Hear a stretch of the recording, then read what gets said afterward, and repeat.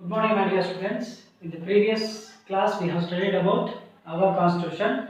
In that, mainly we have studied about the constitution and how did it form, and afterwards the constituent assembly, and afterwards the drafting committee. The chairman of the drafting committee was Dr. B.R. Ambedkar, and he was also called the father of the constitution because he has studied many of the constitutions and adopted the important elements into our constitution. And also we have studied the preamble, very most important thing in the constitution. It is an introductory part of the constitution. So after that we have studied the salient features of the constitution also, and the introduction about the fundamental rights. But in this class we are going to study the remaining parts of this lesson called fundamental rights. What are the fundamental rights here? And afterwards fundamental duties, and more than that here DPSP, it is nothing but directive principles of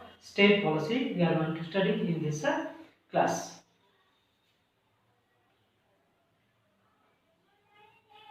Our constitution. So in this lesson we are going to study about fundamental rights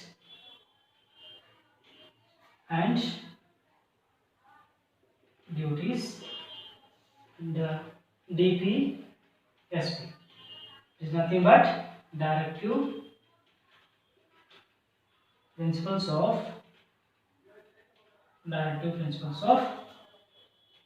state policy.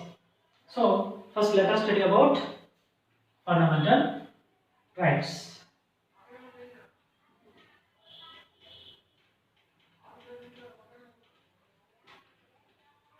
See, fundamental rights, these are the rights that the constitution has given to the citizens of India here. See, these are the rights here which were given by the constitution to the citizens of India here. So there are, before only I have told in the introduction, there are 6 fundamental rights. Before there were 7 fundamental rights, but after the removing of the right to property, it became 6 fundamental rights. Okay, now let us study here which are the fundamental rights. The first fundamental right is right to equality.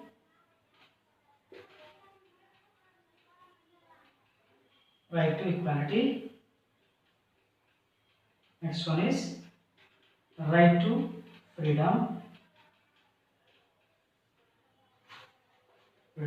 Third one, right against exploitation.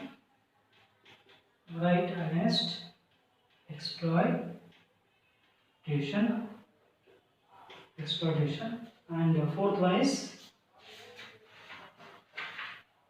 right to freedom of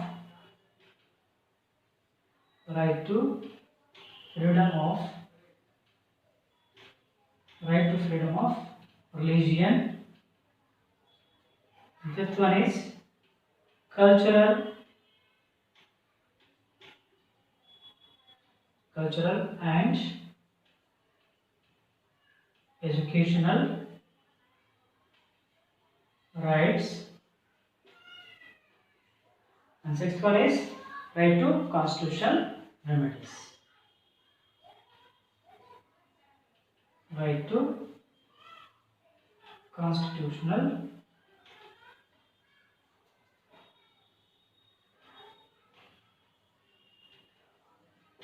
remedies. So these are rights we have here. We have 6 fundamental rights here. So one is right to equality, another one is right to freedom and right against exploitation, the right to freedom of religion, and right cultural and educational rights, and last one is right to constitutional remedies here. So we have these 6 fundamental rights. Let's see one by one here. See, right to equality So it described in the articles from 14 to 18. Article from 14 to 18 tells about the right to equality here. Which of the articles? Article 14 to 18. So that tells about the right to equality. Then what is this right to equality? Let's see here. So this right to equality is essential for the success of democracy here. So this right to equality is essential for what here? It is essential for the success of the democracy. And also, according to law, all are equal before the law here, and no one is above the law here. See, no one is above the law, so everyone is equal under the law. And also, no one should be discriminated. No one should be discriminated against the on the basis of caste, religion, okay, gender, or place of birth here. See, no one should be discriminated on the basis of these things here. And also, under this right, untouchability is an offense here. Untouchability is also an offense according to this right. So this is called here right to equality here. So next we go to right to freedom. See, right to freedom. So which of the articles tells about the right to freedom? Is nothing but Article 19 to 22. Article 19 to 22 tells about or describes about the right to freedom here. So according to this here, so we have freedom to conduct a meeting without arms and to establish organizations and also to live anywhere we want here and also to follow any profession and also move around the world here or move around the country. See, these are we call here freedom or right to freedom. And also no one can be arrested without proper reasons here. So it means nothing but if you want to arrest anyone, see, there should be a proper reason. So without the proper reason here, we cannot arrest anyone here. And also no state law can snatch the life and freedom of a citizen here.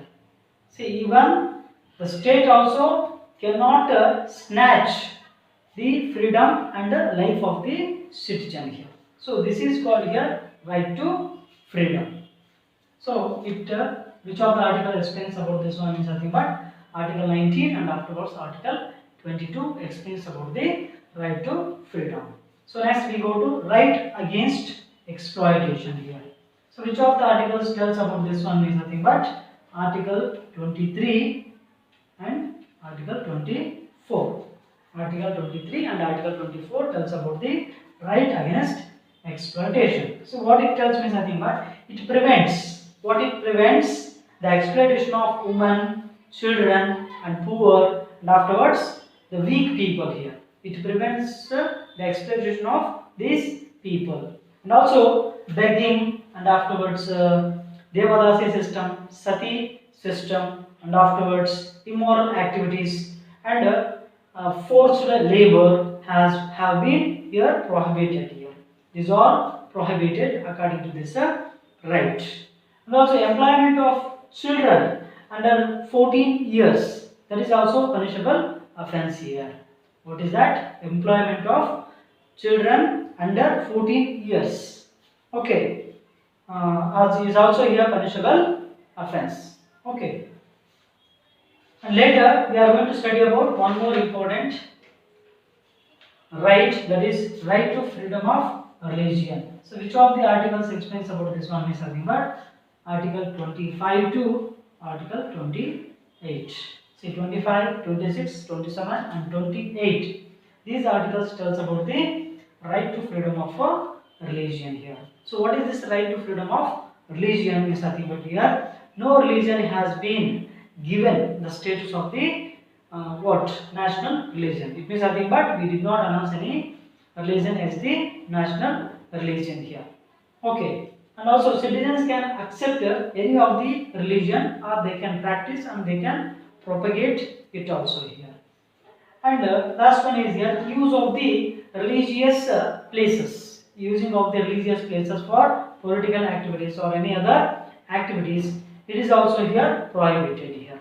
What is that? Using of the religious places for political activities or any other activities, that is also have been here prohibited according to this right. So that is about right to freedom of religion here.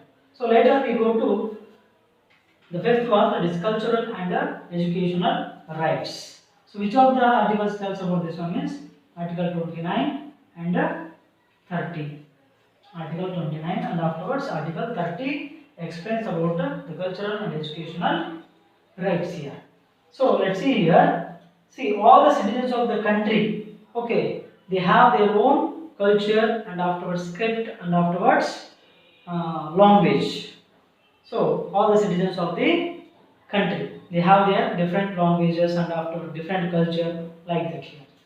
And it also protects what means nothing but the interests of religious and linguistic minorities also here. It also protects what means nothing but the interests of religious and linguistic minorities. That also it will protect here. And no one can be denied admissions in a government or aided institutions or here institutions run by the minorities here. So no one can be denied the admission in these institutions here. Got it. And also we have known about, this is about cultural and also here educational rights. When we come to the educational rights here, through the amendment, 86th amendment in the year 2002. In the year 2002. Under the 86th amendment. See, under the 86th amendment, the year 2002 here, so the education has been made, what here, the education has been made a right under what means, under the article 21A. Education has been made right under the article 21A here. See, according to this article, according to this right, the state should provide compulsory and free education to the children aged 6 to 14 years here. See, the children who are 6 to 14 years here, for them the state government should provide free and compulsory education to them here. Okay, and also in the year 2009, see, the RTE Act also here came into existence here. When in the year 2009, which act here? RTE Act, Right to Education. Right to Education Act also came into force here. See, after this, the most important one is right to constitutional remedies here. Right to constitutional remedies. Which of the article here means nothing but Article 32 to 35. Article 32 to 35 explains about right to constitutional remedies here. Then what about Article 31? Means nothing but 31 I have already told, it belongs to the right to property. But it was removed from the fundamental rights. So here Article 32 to 35 it explains about the right to constitutional remedies here. And this right is also called here the heart of the what? This is the heart and the soul of the constitution here. Which one? The right to constitutional remedies is also called here what? The heart and the soul of the constitution by Dr. B.R. Ambedkar here. And also it is referred as the protector of the fundamental rights here. Which one? This right is also referred as the protector of the fundamental rights. Got it? See, under this right, if anyone, if any individual or the government at the center or state, appear to appear to violate a person's rights, means as person's rights, then he has to, then he has the right to appear, or he has the right to approach the Supreme Court here. So if anyone violated the anyone's rights, means nothing but we can go, we can appeal to the Supreme Court. So that is called here right to constitutional remedies. Because of this reason, this was referred as the protector of the fundamental rights. It protects our rights here. Okay. So because of that reason only we have called like that. And also high courts has the power. High courts have the power to pass some following writs. It also it has the power to pass the some writs here. So which of the writs will be passed by the high courts? Means nothing but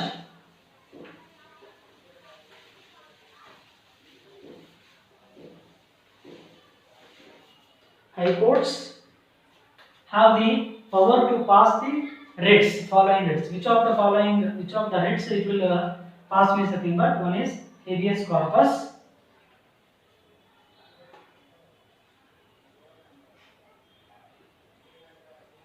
Habeas corpus.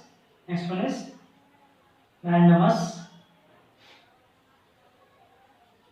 Mandamus. Third one is nothing but prohibition. Prohibition. And fourth one is certiorari. Last one is co-warrant. So these are the writs. These are the writs will be passed by the high courts here. Okay. So until here we have studied about the fundamental rights. Which are the fundamental rights? Means there are 6 fundamental rights. One is called here right to equality. Another one is right to freedom. Another one is right against exploitation. And afterwards right to freedom of religion, cultural and educational rights. And finally the right to constitutional remedies here. And after this one more important thing, that is fundamental duties. Fundamental duties. Now we are going to study about the fundamental duties.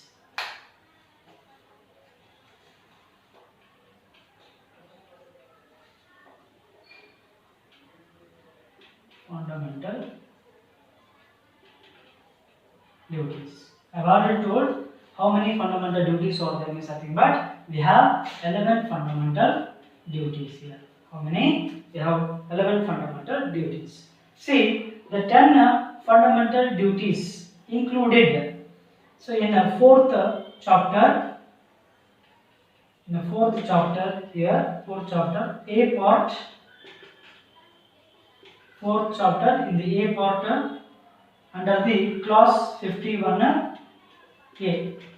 Under the clause 51A, see 10 fundamental rights included in the fourth chapter of A part under the clause 51A.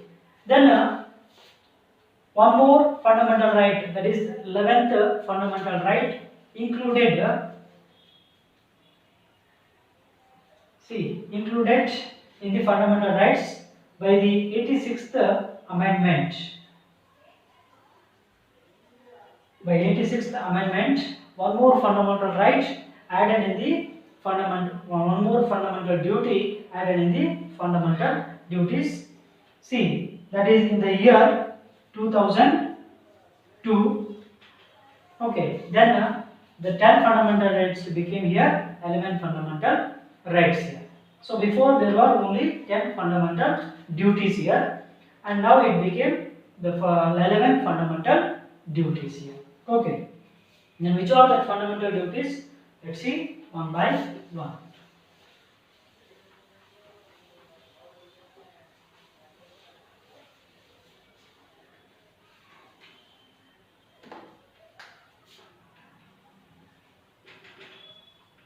Fundamental duties here. See, this is the fundamental, which are the fundamental duties means to respect the constitution, and the national flag and also national anthem. It was the first fundamental duty of every citizen here. What is that means? Nothing but to respect the constitution, national flag, and afterwards national anthem.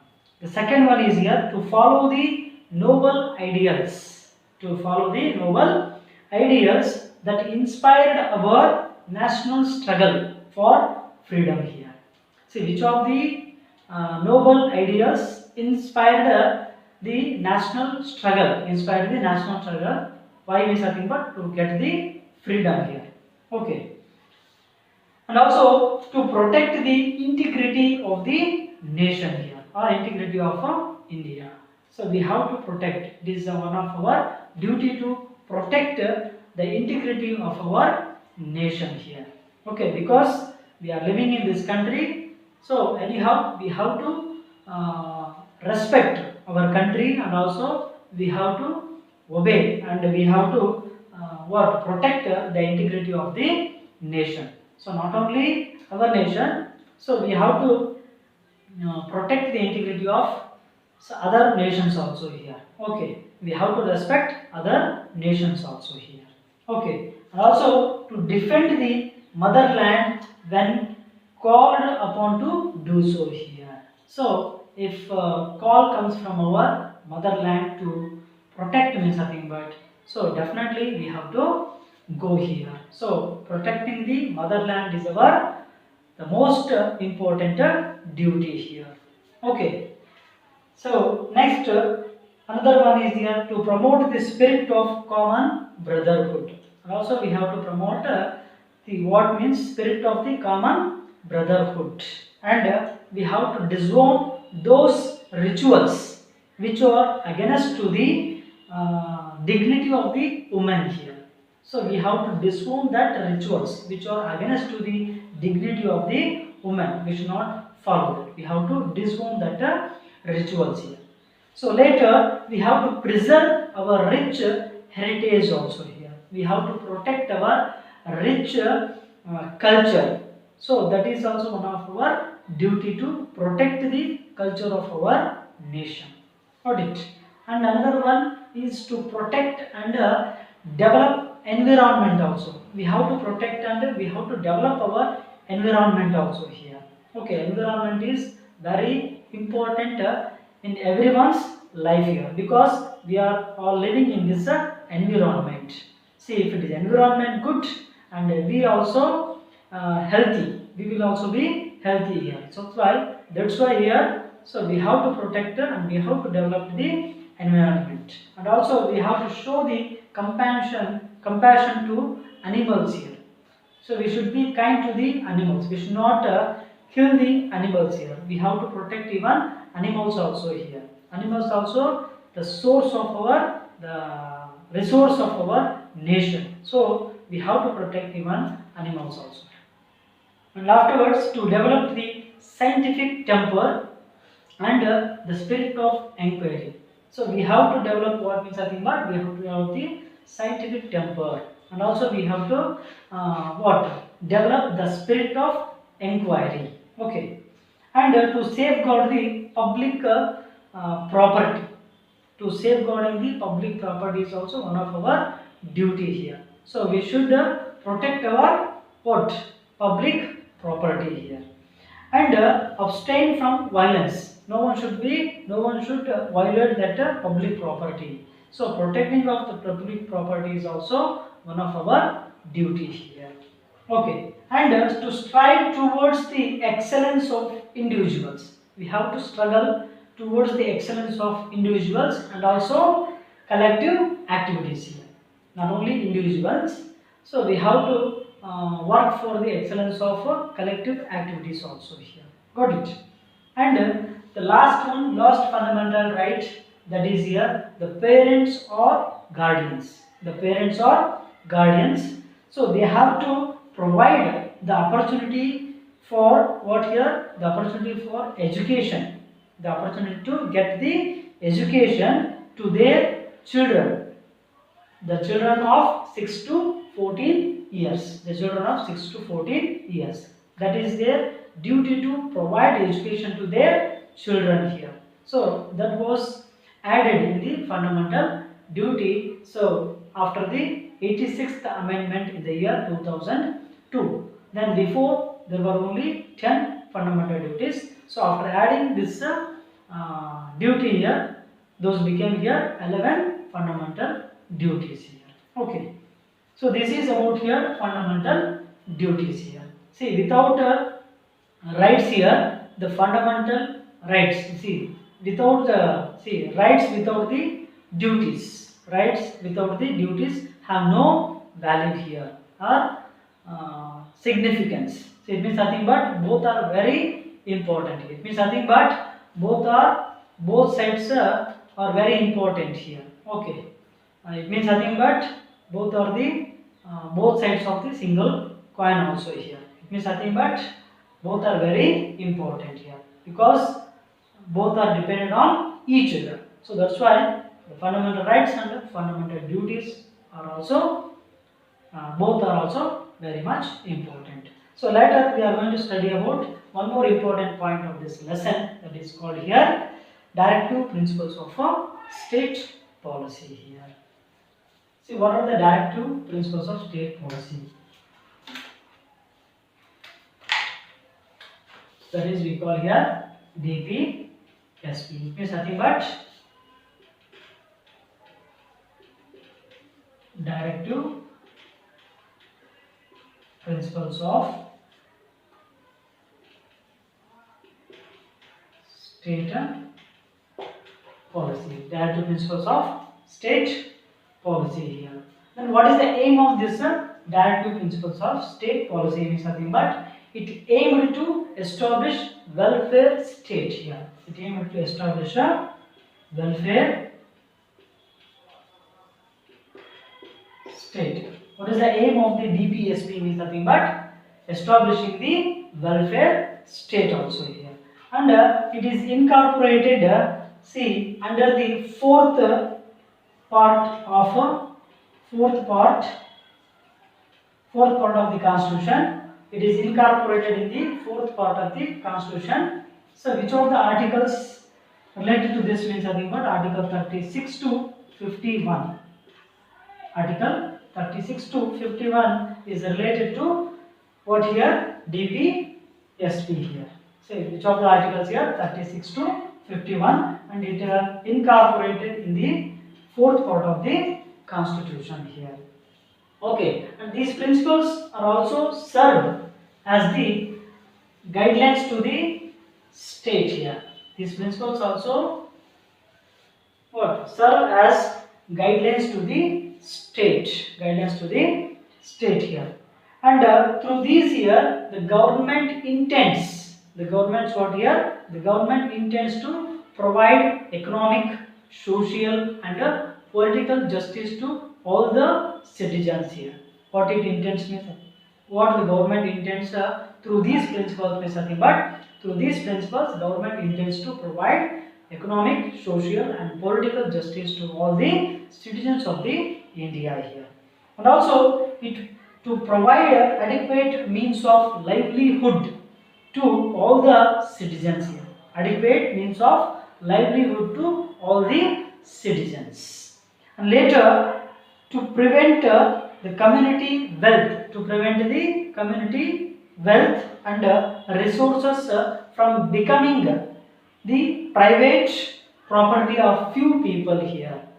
So some of the sources or some of the wealth becoming the or concentrating in the hands of the few people. So that it is going to prevent that thing here. Okay.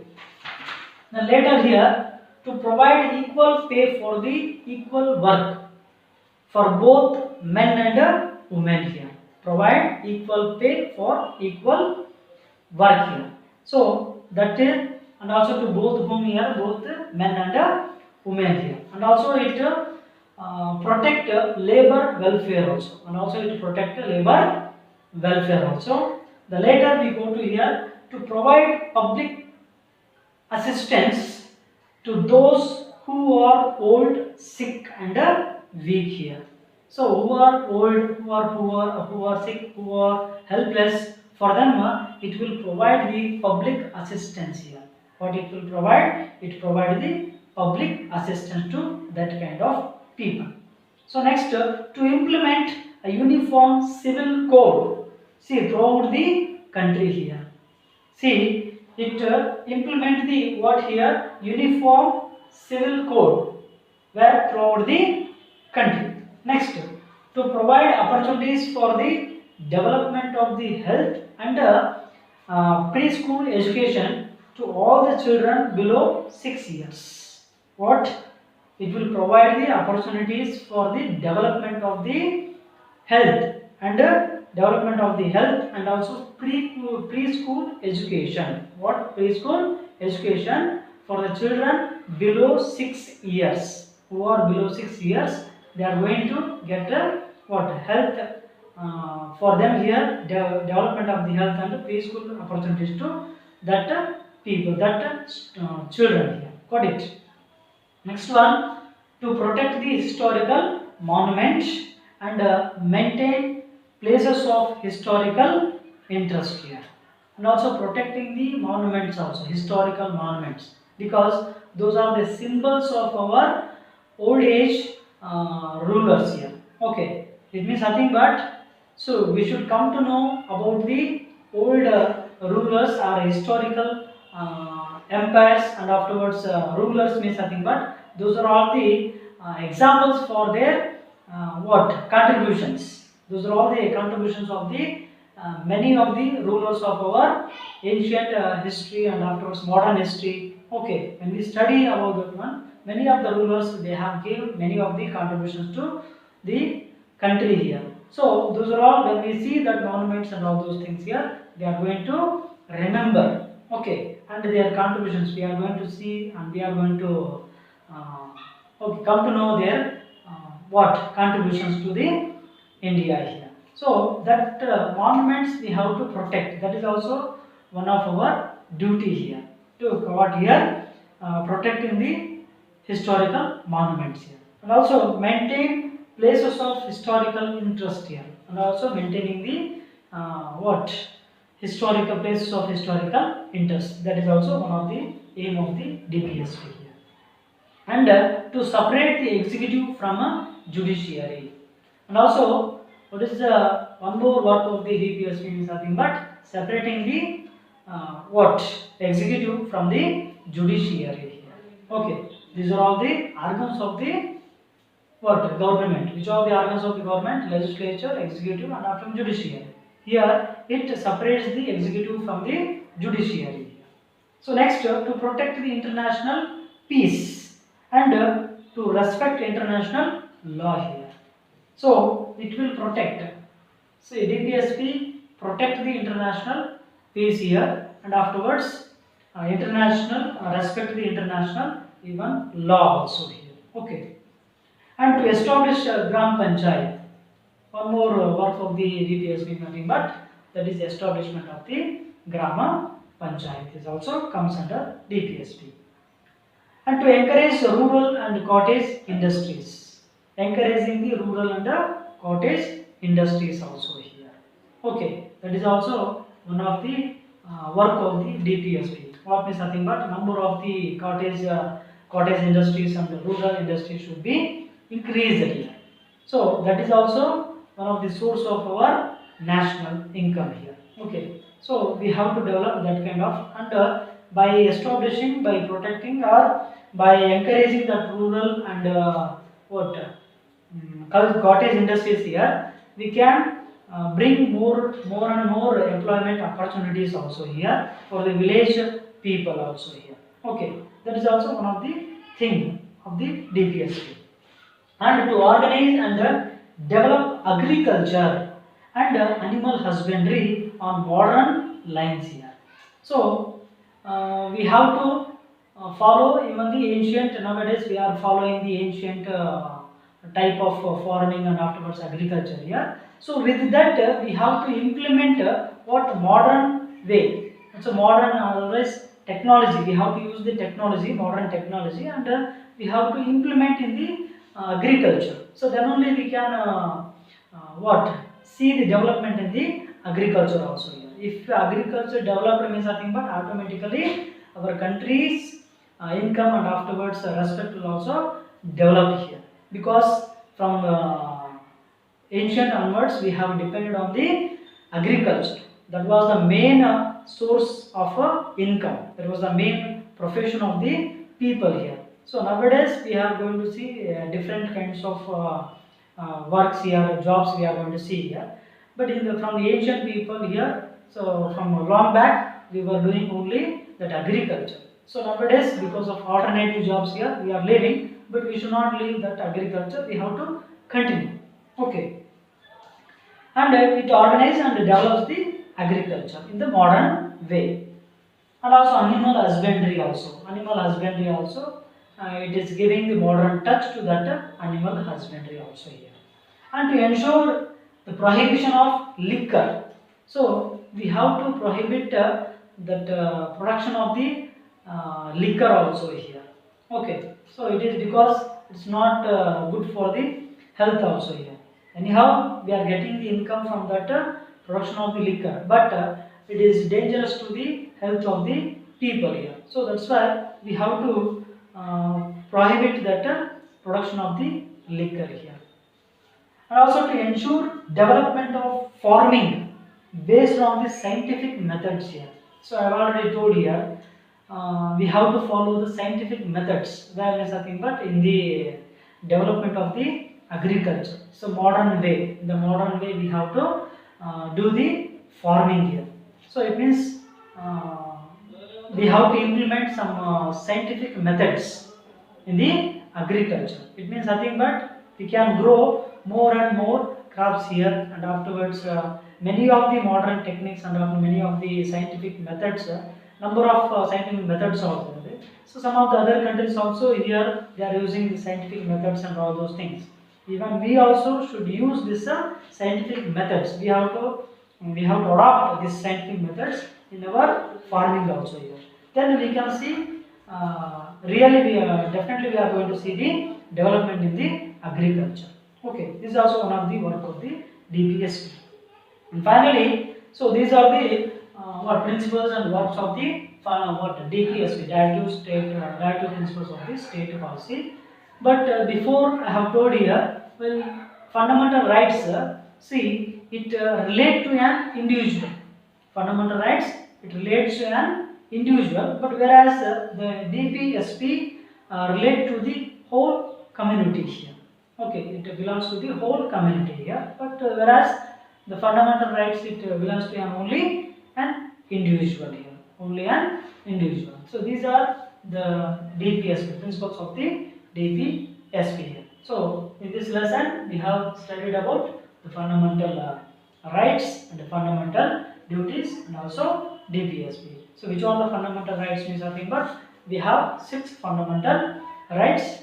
So the 6 fundamental rights, which are means nothing but that is right to equality, right to freedom, right against exploitation, and right the freedom of religion, cultural and educational rights, and the right to constitutional remedies here.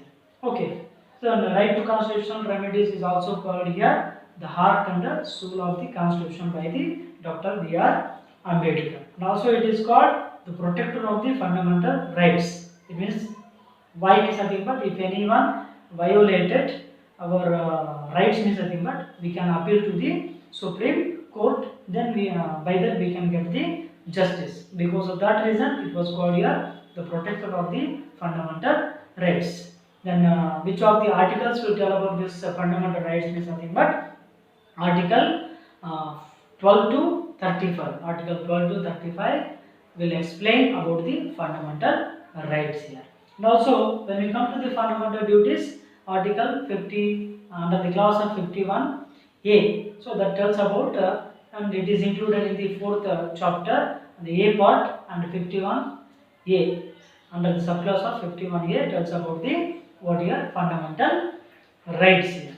Okay, and we have 11 fundamental rights. Before it was 10, afterwards, after the 86th amendment, it became 11th fundamental rights. Which was the 11th fundamental right is nothing but providing the education to the children. Parents should provide the education to the children. Okay, so that is their duty here. That is also one of the duty. That's why now we are going to see 11 fundamental duties.